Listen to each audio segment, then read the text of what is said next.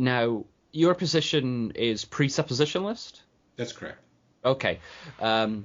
You'll probably word it better than me since it's your position. So if you want to sort of give a rough, easy to understand, bite-sized definition of your presuppositionalist. Well, I will tell you the main difference between the camps. I mean, there's a number of different camps in biblical apologetics, but one of them is evidential, which argues with the unbeliever over the evidences.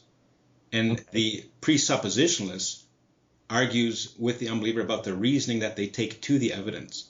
Because we all get the same evidence, and we're going to interpret it subject to what we already believe. So what we already believe, that's what the presuppositionalist examines. Those things that we already believe. Because, for instance, I could prove the resurrection to you, and you could say, wow, that body came back to life. Strange things happen in this world. But you didn't prove he's God. Call Ripley's Believe It or Not.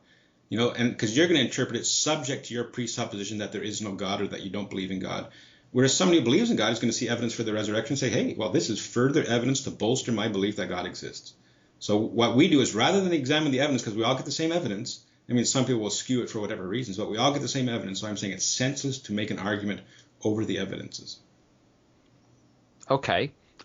Although I do feel that it's rational given the laws of logic.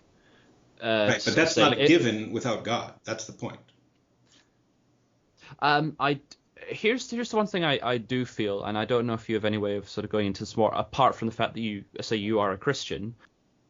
Even if we take for assumption the end answer is a God, what is it that makes you know that it's the biblical God? What would your answer be to that question? Okay. Yeah, that's actually a really good point. And the proof is that without God, you can't prove anything. The proof is this statement right here. And now I know that a lot of people say, well, how do you know it's the God of Christianity? But that's a misunderstanding of the presuppositional position, because God is not the conclusion. What I'm saying is the proof that the God of Christianity exists is that without him you can't prove anything. The God of Christianity is a necessary presupposition to make sense of anything, to make sense of this discussion we're having. But that's what I'm saying. God is not the conclusion, because if you conclude that the God of Christianity exists, then the unbeliever could easily say, well, I didn't need God to get there. I used my own autonomous reason to get to the point that a God exists, and now I'm going to use my own autonomous reasoning to get to the point that it's the Christian God. And I'm saying, no, you cannot reason autonomously.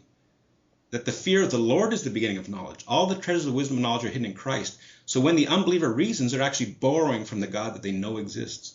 Because like I tell people, God does not send people to hell for denying what they don't know, but for their sin against the God that they do know.